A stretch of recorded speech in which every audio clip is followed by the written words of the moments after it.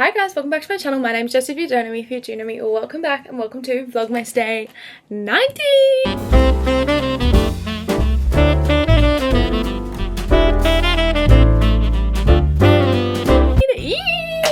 We're almost into the 20s, which is crazy.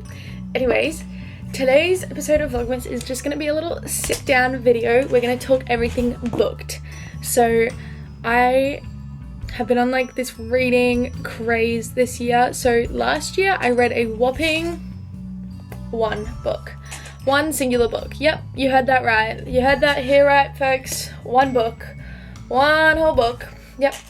And this year, currently, well, I set my goal at the start of the year. I was like, every year I would always set my goal as 12.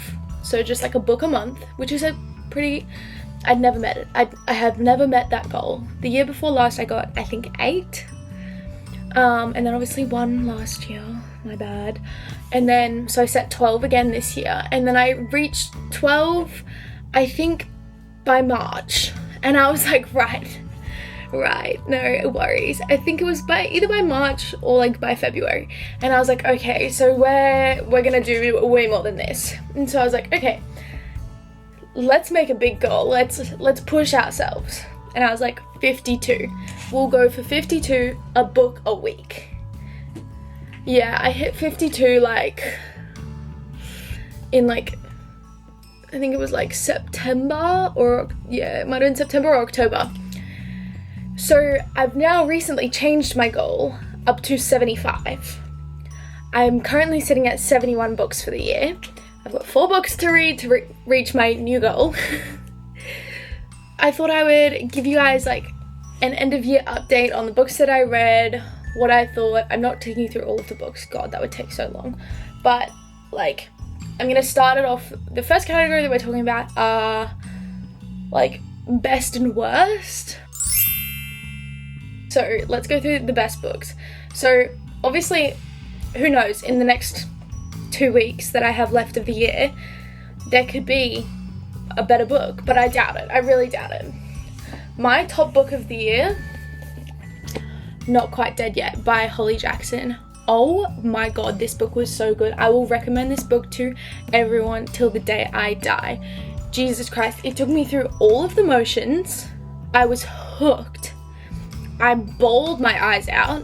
Like, it was incredible. It's kind of hard to explain it without spoiling the plot, but basically someone tries to her and then it doesn't fully work, so she tries to figure out who did it to her before it happens entirely, if that makes sense. But incredible, so well written. I love Holly Jackson's books, so this was not a shock to me, but oh my God, this was so good. I gave it 6 stars. I was in awe. Now, I have a couple of other ones that are up there, but that is my number 1 book. I did also bring over, because obviously that's more of like a mystery, crime, thriller kind of vibes. This will be my top romance book as well. I also gave this book 6 stars. I also cried in this. I think for me, if a book is like incredibly good, I'm like, it has to like put me through the motions. This is so well written. If you are someone that like really feels stuff deeply, read this book. Oh my God, read this book. If you are someone that struggles mentally, read this book. It's so good. So good. I plan on rereading both of these books in the new year. It's basically, she is grieving the loss of her best friend, and he comes into her life through her work, and he's gone through loss and basically like helps her through the journey, and it's incredible.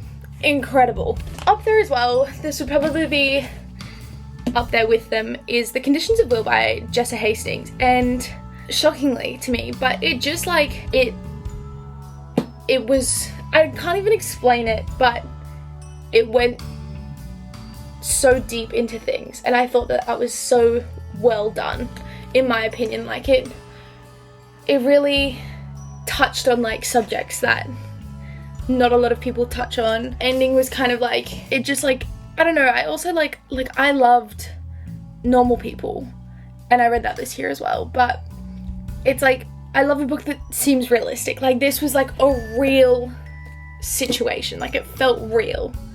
It felt like I was in their world, which I loved. And I don't know, I just loved the writing of it. I thought it was really good. I don't know how else to explain it. I really liked it. Anyways, moving on to my least favorite book of the year. Dun dun dun. I hated it. I hated it. I don't know what else to say. I hated it.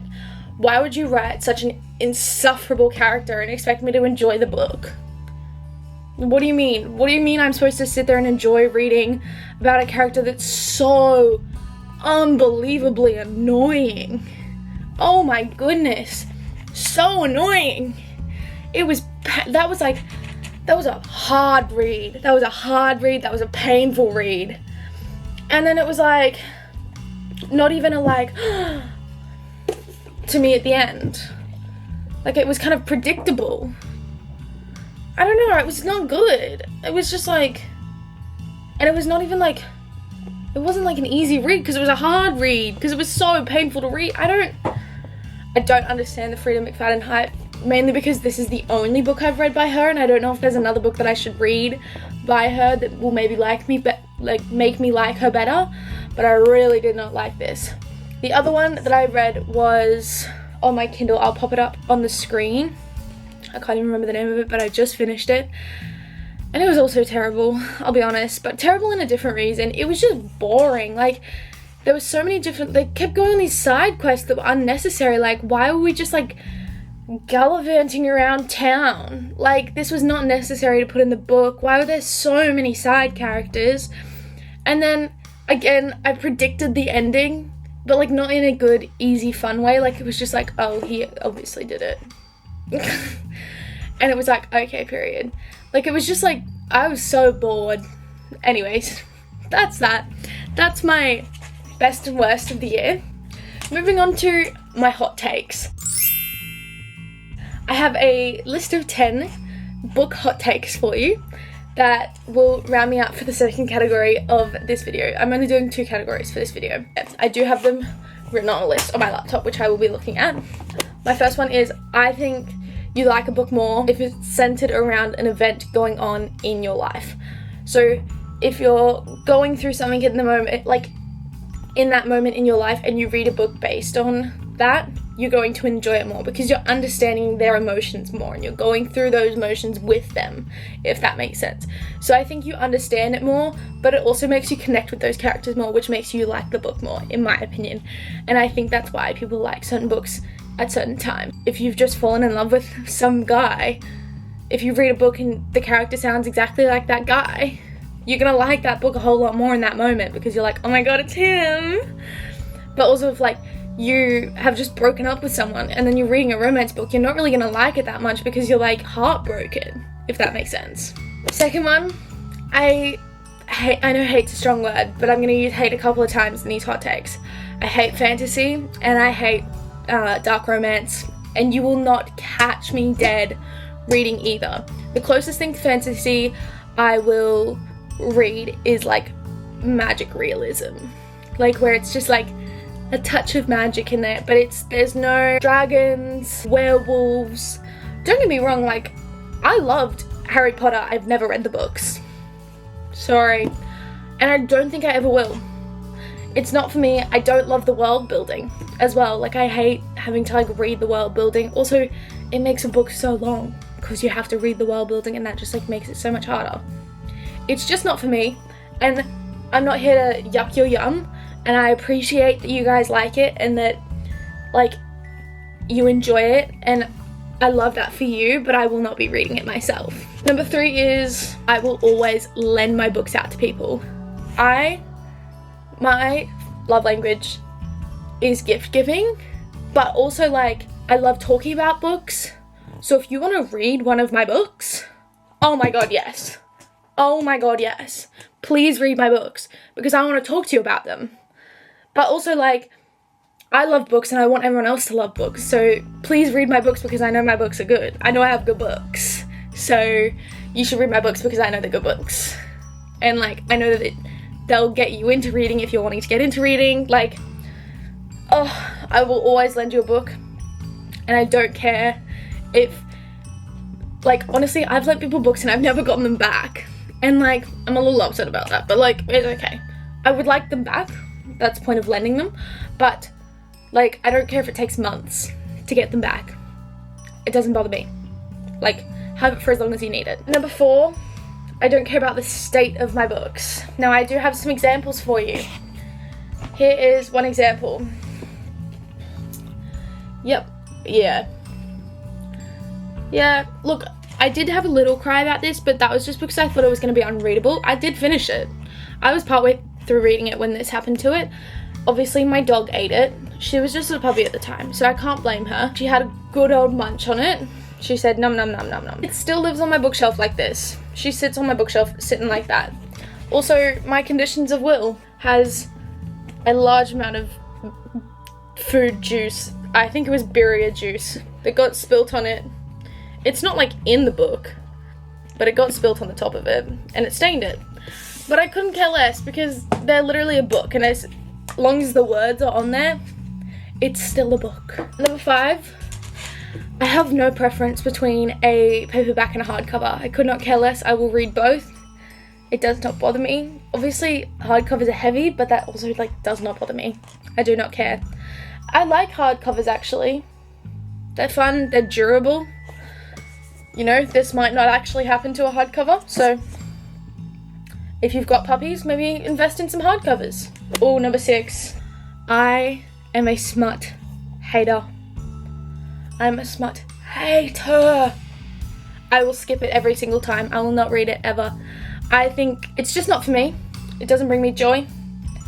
It does not entertain me. It does not add anything to the plot for me. And it icks me out. And it icks me out so much that I will DNF a book if I read it. Like, I'll be like, ooh, and I'll be like, nope, I cannot continue that. I have to skip it. So thankfully, a lot of the times, if they're like TikTok popular books, I will just look them up on TikTok and look up which chapters have it in there, and I will just skip those chapters entirely, because generally it's the entire chapter and you can just skip the whole thing and it doesn't affect the plot whatsoever.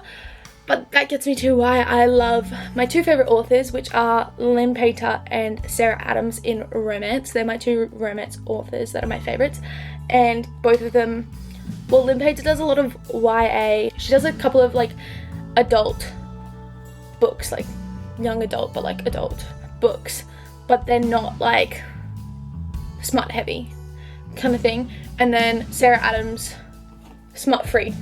Love it. And they're so good because the book doesn't need it. It does not need it, in my opinion. And her books are chef's kiss. Love every single one of them.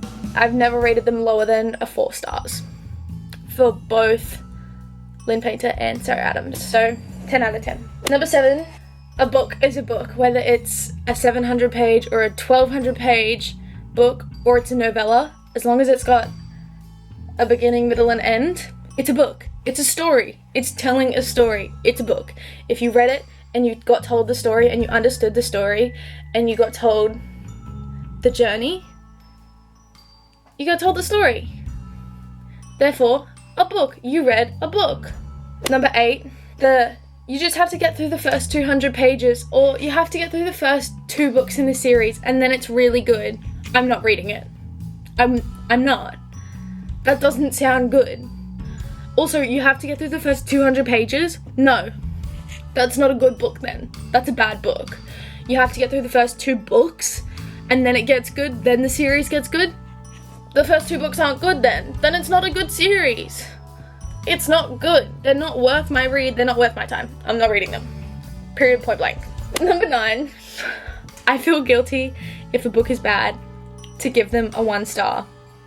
I didn't give any of my bad books a 1 star. I gave them a 2 star. Because I feel guilty because I know the authors see the reviews on Goodreads, like the star ratings, and I don't want to give them a 1 star. I feel guilty. I feel bad. And my final one is number 10, is I will judge a book by its cover. 100%. I'm judging a book by its cover. 100%. Now, if we're talking my crime thrillers, this is what I love. I love to see like the Thursday Murder Club style, and like if my family has killed someone style, and Marlowe Murder Club, like this kind of vibe. Love. I'm always picking these ones up in the bookstore. Like, this is so good. And anything like in romance, I'm like, if it's got an ugly cover, I'm not picking it up. I'm sorry. It's not interesting me. It's not picking up my interest. I'm not picking it up. It's not happening. Like, I'm sorry. I'm always going to pick up a book and there's a higher chance of me buying it if it's got a better cover and an alright blurb, then it's got a worse cover and a better blurb, because I probably didn't make it to the blurb because it's got a bad cover. Anyways, that is my booked wrap up for the year. If you guys want any more book videos, I am so down, because I could talk about books for hours and hours and hours. I am cutting myself off here because I will just keep talking and talking and talking, but I'm thinking of doing more book content in the new year, because this is all I do with my time. Georgia did ask me today, do you have a hobby? And I said, I read. She goes, I don't know if you could call that a hobby. I said, it is. It really is. Anyways, I'm going to wrap this video up here. If you did make it to this point in the video, thank you so much for sticking around. Comment down below the little book emoji. And don't forget to like, comment the emoji down below, subscribe for Vlogmas 2025, and I'll see you guys tomorrow with another video. Bye!